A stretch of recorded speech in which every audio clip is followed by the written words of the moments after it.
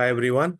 Today we have Usman from Poland, who has been working in the banking industry from some time. So we'll try to conduct a DevOps and cloud-based mock interview with him and try to assess where he stands and provide some feedback. Hopefully it will be helpful for others as well. So Usman, if you can provide a brief introduction about yourself, what sort of skills do you bring? What are your day-to-day DevOps and cloud-related responsibilities? Then we can take it up from there. Sure, Shanti. So myself, Usman, I'm based in Warsaw, Poland. I've been living here now since, let's say, 7 years. So I came here as a student and I've done bachelor's in computer engineering. And while I was studying, I got an opportunity to, let's say, appear for one job, and I did that. And since then, I'm working here. Right now, I'm working here as an infrastructure support engineer. Mhm. And in this company, I'm working from last 3 years, okay? And in these 3 years, I've been working in three different projects, okay?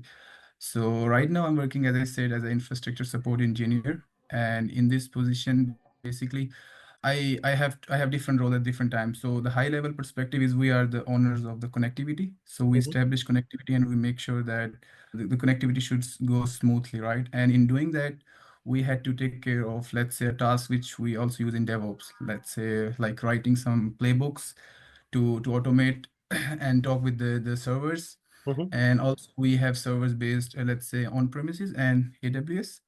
And for the AWS one, we also have to make sure that the scalability, availability remains on top of us. It's just like responsibility day to day. Mhm. And along with that, I'm also, let's say, working with different vendors at different times. So the reason I, let's say, was more interested in DevOps because when I was working, right, I worked in different projects. So before this project, I was working as a production support engineer, and there was like a finance tool, and we had to look, let's say, front to back end solutions. And in doing that, we were using tools which is also using in day-to-day DevOps life.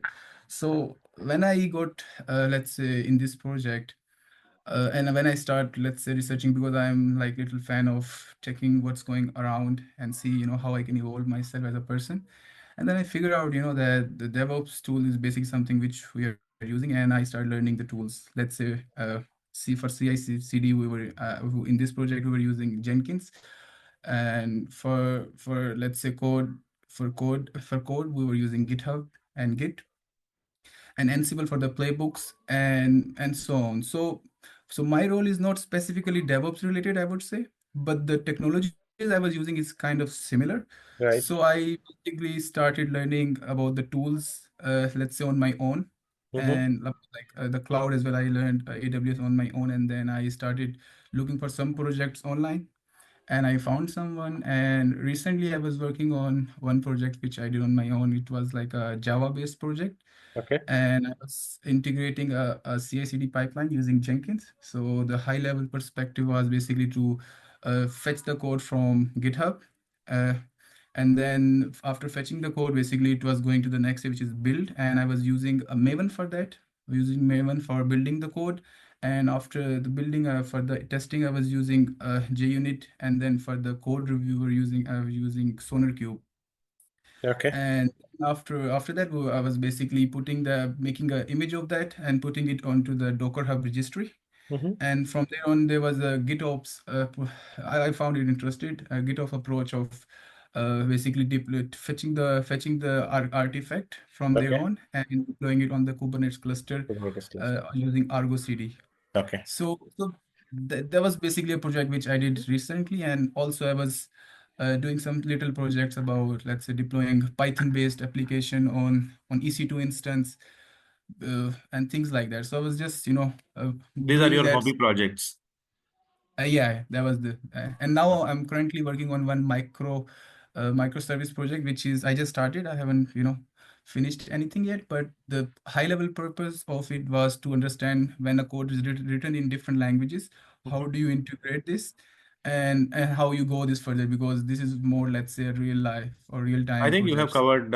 So it's because you let's assess where you stand. Let's check. How would you design, or what thought process will go. For example, you have to set up yahoo.com/API for certain things and yahoo.com/weather. So what goes into your mind when you have to productionize a system which has two different APIs, where yahoo.com/certain API or yahoo.com/weather. So how do you go about setting up of such an infrastructure? To be honest, I didn't understand the question. Maybe you can rephrase it somehow. Let's say your company has two different products. Okay. Uh, Consumers are using, say, yourcompany.com/ certain APIs they are purchasing, or it could be anything. It could be /stocks or slash. You understand, right? The REST APIs and Yeah, I understand, but I don't get on top of my head what exactly. Maybe if you yeah. give So me so some there are idea. there are two different endpoints. Your website.com/endpoint 1, your website.com/endpoint 2. What goes into setting up such things? Should it be two different environments, two different infrastructure altogether, or there can be something shared, or what are the deployment strategies in this architecture? I think What are the I don't have possibilities? I don't have answer to this What question. are the possibilities? Deploying, let's say, maybe are you talking about deployment like blue-green strategy, something? Anything. I want to understand two applications, two different endpoints. How would you deploy them? Should it say they are EC2 deployable? Yeah, we can. I think we can containerize them, right? Okay, let's say containerize them, both of them. Yeah, so we can containerize them. Like, let's say we can write a Docker file, Mm-hmm. and using that Docker file, we can specify the requirement, and then the let's say a container will be launched, and then of course it itself has a dependencies, right? So one application can be deployed on one container, and one Okay. other one can be deployed on other one. Okay. How will a end user reach to that container? What that journey would be? So the end user, okay, I don't know. So if they type in their browser, your Okay, so website, using the, let's say, public IPs, you mean? okay, So give me some in options. It's a, yeah, so in it's a, AWS, let's say when I was launching an application into EC2 instance, mm-hmm, so what I was doing basically is that I was, let's say, after doing all the containerization, mm-hmm, I was basically setting up the security groups in right, AWS, mm-hmm, and on setting up this basically security groups, I have to enable the port, because let's say if I'm launching Jenkins, right? So by default 8080 is not open, right? So I have to go to security groups, and then I have to activate this 8080 on a okay. security group level. We will And deviate into those things. I want a little specific response. so I as know I said, like, I will try to containerize them. we have uh, containerized, we have deployed it onto. What are the options of deployment on EC2 instances or on Kubernetes cluster, right? mhm, mhm. How will the end user reach to those containers? Mm. If the answer is yes, public, let's make it public. Let's say the EC2 instance has a public IP address 10 dot something, some public maybe. How will the end user, you won't give your end user IP address /weather or /stocks, right? Mhm, mhm. How will your end user reach to that? Uh, I've just not understand. I understand the question, but I'm not getting the answer to the questions. No worries. Um, so you would use some sort of uh, DNS, some Route 53 records to route to your maybe a load balancer or something. Is that the architecture you have not implemented? I've used auto scaling groups, and inside auto scaling groups, I was using load balancers. Mm-hmm. And load balancer was basically the high level purpose was is to manage the traffic. Mm-hmm. So if let's say the day comes when there's a traffic is like there's overloaded. So Mm-hmm. what basically what do is like the traffic would be splitted. So it would be split in a way that the CPU utilization and the RAM utilizes itself. So the load shouldn't go to one server at itself, right? So Okay. using How do auto you scaling, achieve that in load balancer? Which properties are there which tells you that if the load is this much, then go to this IP or this? I think we have some monitoring tools, right? So Mm-hmm. using that monitoring tools, you can set up some alerting or matrices in a way that if a load goes above that, let's say, so you should go to the other one. And I think there was also another strategy, I forgot the name, in which it's like it's splitted, basically it goes on one end and the next way around it goes to the other. So I don't remember the exact let's say Have you uh, implemented this strategy or just heard of it? I have done one auto scaling, as I Mm-hmm. said, on my own. And in that, I launched an application in a private subnet Mm-hmm. using the subnet concept. And and then of course, as it doesn't have the exposure to the internet, so I was using NAT gateway and Bastion host to basically going inside the subnet and launching it. So this is something I was doing on high level. Hmm. Which tells me a bit of high level understanding. Uh, for example, you have an auto scaling group with say 10 instances. Load balancer is serving the traffic. How would an 11th instance that comes up, how will the load balancer know that there is another instance where it I has to think this property you should be defining at the time of writing the auto scaling group, like the amount of instances should be launched. So when you be? are launching it, you define it on that level.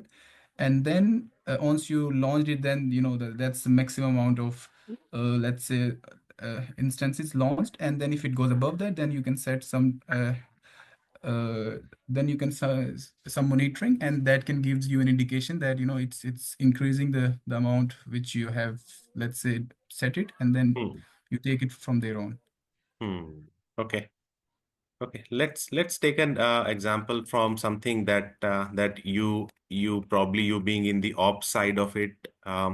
Let's take an example where one of your critical production application, you come to office, something is down. Your one of the application is not working. What are the few Okay. things that you would do?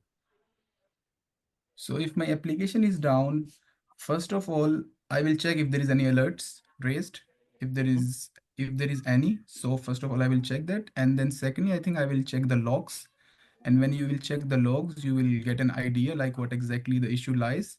If Mm-hmm. is it related to, let's say, a load, or is it something else going on? So after analyzing the logs, I will try to replicate the issue in, let's say, a testing environment or somewhere, and Mm-hmm. see if it's something which I can fix or do a root. I will find the root cause analysis, Mm-hmm. and after finding that, then I will try to implement on, let's say, pre-prod, and see if the application goes up or not. So it might be a case of CPU issue or RAM or anything I have to figure out by looking Which at the logs you logs. will check?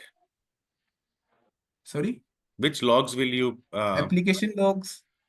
I will check the application logs, and then there is utilities like I think in Unix you use journal.ctl, I believe. Using that, you can understand and the. any sort of uh, before you testing it dev or QA or staging, would you try to bring it up in the prod environment? Would you send out any communication to the users? Do you do that, those sort of things? What do you mean exactly? So when the application is down, you mean that I will try to replicate it in some other environment? You said that you will debug in the lower environments. Yeah. Mhm. Do you also send out comms to your users that the app is down because it's a critical app? I think that when you launch an application, it launches on different times, multiple zones, right? Availability zones. So Mm-hmm. so if one availability zone is down, then you have a backup zone which is up already.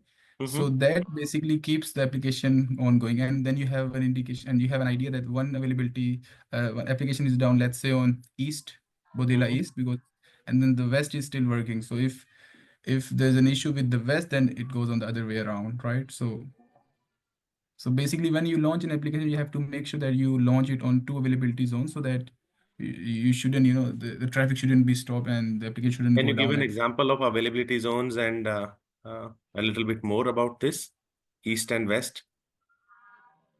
so I think basically, if I give an example of AWS, when you launch a auto scaling group, right? So at the time of launching, you basically launch at two different availability zones. So let's say if it's, I can give example of Frankfurt, right? So if you're launching an instance in Frankfurt, so in Frankfurt itself, you can basically launch on two because there's a server kept on different regions, right? So you don't know the location, but it kept on different regions. So when you are launching an instance, you can launch on let's say Frankfurt East and Frankfurt West. So if Frankfurt East application location went down, then you have a chance to, your application should still be up on the west side, right? Mhm.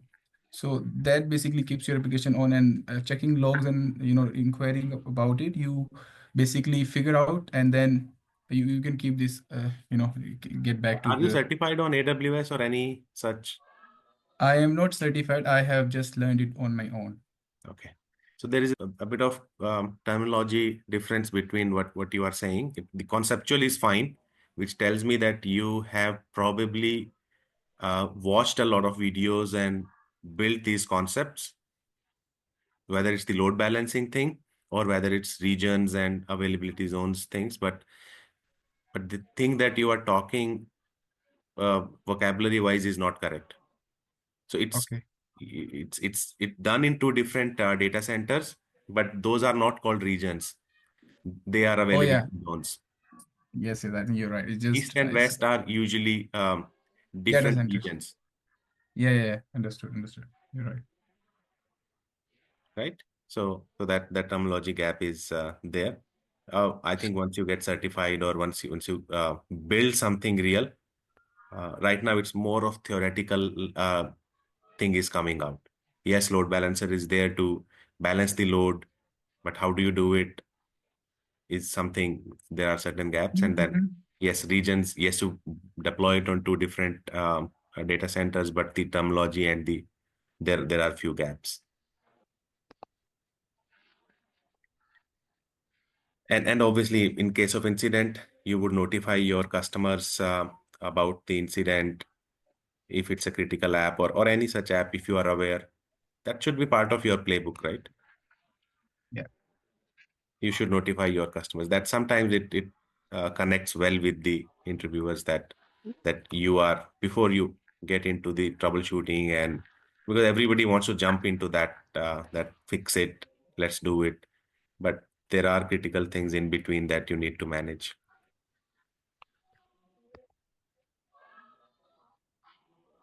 that's true. How's your journey going on? What do you want to get out of this discussion?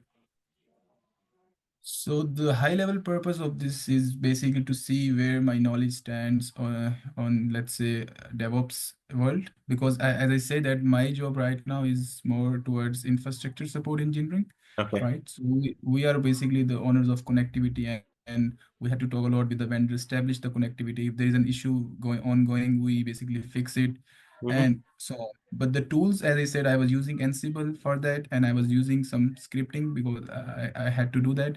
And and also the purpose of this interview is just to see, uh, by doing hands-on, is it enough, or I have to take some certification or any advice, feedback, to see how it can go further. AWS cert or your favorite platform, cloud platform that you want to do, at least one certification, maybe more on that is a gap that definitely is visible, because then you will get more scenarios and more information about that.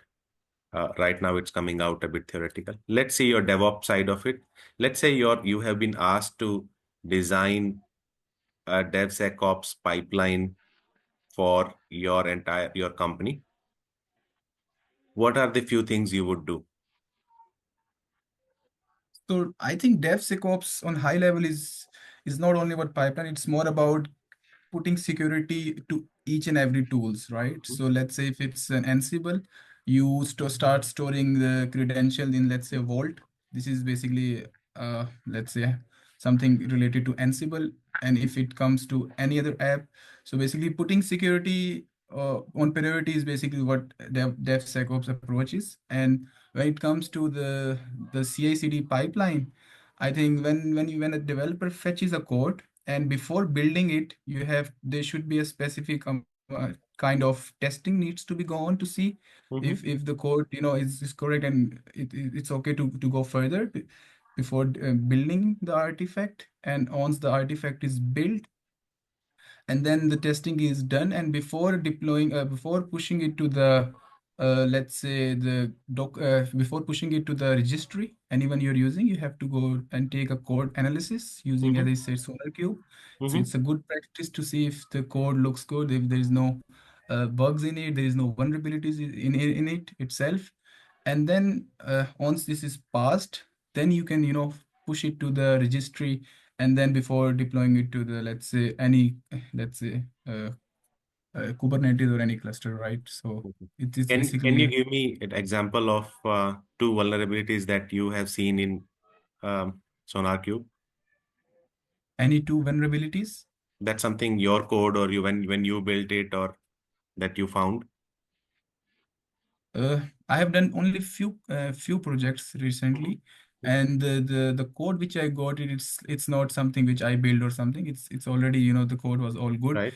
and I when I run this, there was nothing I have figured out basically Okay. at the time of Anything deploying. you found when you scan the container image? Do you remember anything you found from those scans? Yeah, so I believe that initially I was using when I was writing a Docker uh, Docker file, I was simply using a single one. So when I say single one, it's basically you can use multi Docker files, right? And in doing that, basically you are not exposing the ports and all the security things and of the application. Mm-hmm. So when you have this multi Docker file, you can just take it's also called, I think, there's a specific name of this image d something like this. I don't know the name exactly, but anyways, on high level, it's like when you're writing a multi Docker file, it's like you're giving a reference of first Docker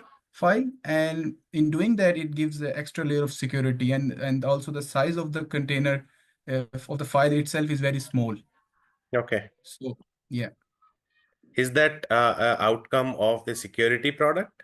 Like your security product notifies you to do a multi-layer. Yeah, it gives the extra layer of security, right? Okay. Uh, yeah. What other benefit of multi-layer? As I say, the size it get reduced very small, and then the CPU utilization, it will take minimum, and your container would be very lightweight. Why would it be lightweight? Because now it's doing two things, right? It should be It's doing two things, but as I said that it's taking the reference from the first one. So the second one is just, it's, as I say, the file, the Docker file you have already written from, like you already take the OS, and you already did all the parts there. So as I said that it's just taking a reference from there. So the size of it's not that not that heavy. So it's itself is a okay. lightweight. And any specific reason why this is lightweight? More details around it? You can maybe ask me specifically what exactly Like you mean. why would it, if it's a Python application, what is difference between the first image and the second image that makes it lightweight? Because I think all the specification of an application has already been written on the first one, and so you're just giving reference from the second. Mhm. So you don't have to, like, let's say, take the OS version or and then copying it to the working directory, and then writing the fetching the code itself.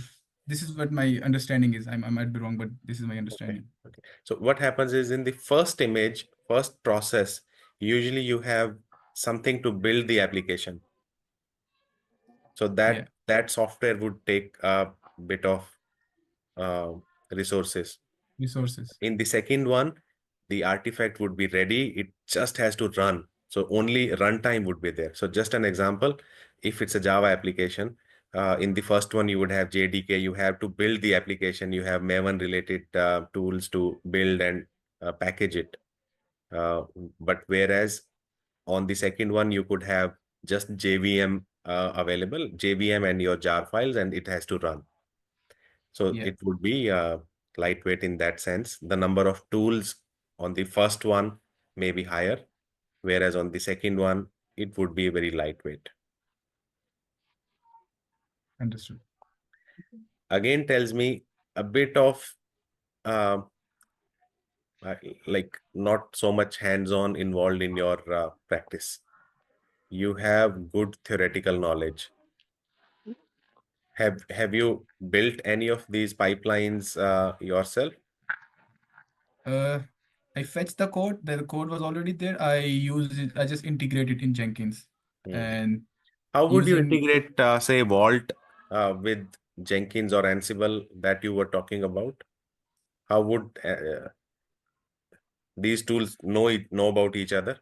plugins, using the plugins Okay. in Jenkins, you can use some plugins. Like if you wanna interact with the Git, you have a Git plugin, and if you and so on it goes with the other. If you wanna integrate with, let's say, Maven, you have a Maven. If you As have to integrate Ansible with Vault, then what happens? For Jenkins to GitHub, I was using webhooks. So Mhm. using the webhook, basically, you can whenever there's any if a developer pushes any code, it automatically triggered the pipeline, Mhm. and it basically it goes to the all stages. Hmm. Any plugin name do you remember For what exactly? for uh, The one I was using is the for Vault? the Vault you are saying. Yeah. For the Vault, I think mostly was basically using the same name of, like, if there was a Git, the name was Git, and there was for plugging a CI/CD for the Gen and for the so for Maven it was Maven itself. So most of them had basically I was installing some plugins, which is the useful plugins. When you install a Jenkins, you have an option if you want to choose a custom plugins, or if you want to just choose the one default one. So when you have the default one, mostly I what I do basically is already there. So I check the list, and whatever I feel like is the one I should be taking it. So I was just adding it. What if That's there what. is no plugin for a Vault that you want to interact with? If there is no plugin for the Vault, then you have to, I think, do it manually, How do you do it manually? running some commands.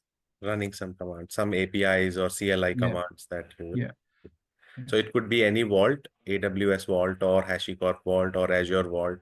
You can Yeah. always use, if there are no plugins available or anything, you You can can run make a use command of on CLI CLI. commands and that. I think we have covered quite a lot. Few of the examples around your resume. Uh, can you give me some more details around how would you ensure connectivity between on-prem and cloud in AWS and on-prem infrastructure? How would on-premise infrastructure know about and server available in cloud? I think using VPN. How would you do that? You would set up VPN in cloud or So on-prem? More details? when I joined this project, it was already there, right? So I haven't implemented anything from my Okay. perspective, but Okay. the in this project which I was working in, they had some set some VPNs in cloud, and also using the local with on premises one. So that's how they were using this hybrid model kind of thing, like on Mhm. premises and the cloud. The cloud which we were using was AWS. So that's why I have little understanding of AWS, because there was like a case when they were deploying an application on a private subnet. And in doing that, I got some hands-on on that, how exactly it works, why exactly do you secure an application while deploying on a subnet level, and how do you add some securities like the firewalls, how do you do that? So And you need to get a little bit more around that also, understand, because it's an existing environment. Uh, yeah, VPN establish one layer of connectivity, but beyond that, you still need to uh, add additional things like how would an on-prem resource know about the DNS and stuff in. So, for example, your website is hosted yourwebsite.com in AWS. How would on-prem know about that? So DNS and some other services would also need to be integrated apart from VPN. okay, okay. Okay. No, so I think it's time for the feedback, and I have been giving you feedback throughout this process also. I Yeah. think uh, a little bit of high level understanding is there. Your theoretical concepts are awesome. You able to answer me most of the questions, and something I don't know. Do you read some books, or apart from watching videos, do you read books as well? I didn't read any books, but to be honest, I think gave like 15-20 days on this DevOps things, like Mhm. whatever I have knowledge on it, less than a month I started Less learning than a about it month, because it yes. finds me And interesting. and in this also period, you may be watching a lot of videos. I don't know if you're following some YouTube or somewhere. Yeah, You yeah, I you watched some of your reading about, videos. in a way, reading a lot, reading through channel or through such a passive uh gathering Yeah, of knowledge. because my understanding was, first of all, to get the idea of the tools which is you should know in DevOps, right? And then once you have the understanding of it, then you go and take the projects, right? Correct. So my journey, let's say, is recently been completed with with, let's say, understanding of that, how the things works theoretically. And now I have just moves on to the let's say hands-on side, because I know that when you learn something or watching something, it's not the same when you do hands-on, because when you do hands-on, then you have to face the troubleshooting part, Real and then when you do troubleshooting, yes. troubleshooting, then you basically comes to the conclusion and you see how it works in a real world, right? So it always comes with an experience. So this is what I am going more towards now, that side, Yes. rather than just sitting That's and what I watching. would suggest. Do a bit more hands-on, do a bit more dedicated hands-on projects, and a bit of certification. So when you say certification, like what exactly certification? On some specific areas, or like high just DevOps certification? Even cloud-related certification, I would suggest. Your knowledge on cloud is also a little bit, I would say, high level, which needs refinement in terms of the language. So I would suggest that yes, you in parallel try to do say AWS associate architect certification, so you know about a lot of services, and then using those services, you try to build your projects also. So Okay. these are the two things. Obviously, in later stage, you will get into Terraform certifications and Kubernetes certifications as well. But for now, I would at least suggest you do um, the AWS Solution Architect Associate certification along with hands-on projects. So what you're suggesting me for now, I should go on and take more projects and some hands-on with that, and also some certification, and then I start looking for the job in that area. That's basically, or should I I also would suggest start? yes, Yep. give it another 1 month, or maybe all this will not take too long for you. Doing few projects and getting certified, I then it would make much more sense to Okay, apply. because that's one of like that's my first interview with DevOps. Like I haven't done any interviews before. Yeah, I would suggest give it another 1 2 months of learning so that you are confident. You can apply in parallel, but um, you would probably see more results when you are slightly more polished with the right vocabulary. Because otherwise, if you confuse someone with region and availability Yeah, zone, data and centers. they would not take it positive. They would want to know the right terms. You have right uh, response, and also certification does help in terms of getting the interview call. So you can start applying if you want to, but don't just focus on applying and then waiting and then that sort of thing. Just do some complex hands-on projects. Um, use some of the points from this discussion, or use chat gpt to just complicate some of your even if you do a 3-tier architecture deploying your website.com/API slash whether on say a Kubernetes cluster or EC2 instances, understanding how a user would reach to your endpoints, how auto scaling would happen, that should be quite good enough for you to start responding in interviews and discussions. Okay, understood. So one last question is, so when it comes to the positions of SRE, platform engineering, and DevOps, is it like something goes in the same line, or These do you are think it's pretty similar sort of roles. Only difference is mindset related things. So they all use the same tools that we spoke about. They yeah? may be using same Jenkins or uh, uh, Terraform to create resources, Ansible to deploy on certain servers. So they would use the same set of things. The mindset would be slightly different. So, for example, a DevOps engineer would be typically, not always. Again, there is thin line. It's not a lot of blur lines between these roles. So, DevOps engineer would probably be building Docker images, building Java applications, and testing it, scanning it, those those activities, and pushing it to Artifactory, then maybe deploying it to certain servers. So that thing. SRE would be probably maintaining in the cloud. So something goes wrong. You are in the ops thing. So modern ops is called SRE. So using better monitoring, how those logs will be verified. Something goes wrong, you get notifications on timely basis, or you get reasons on timely basis that this is not going right. You get observability in SRE, so that you get information prior to something going wrong. So that's modern way of ops is basically SRE. Again, they may use the same set of tools and technologies that DevOps is doing. Hmm. Understood. Platform engineering is catching up. It's hot. Um, it's where instead of everybody doing DevOps in the organization, large organizations are thinking that let's build a platform layer. Let's so that it's easier for someone to do CI/CD observability for their applications.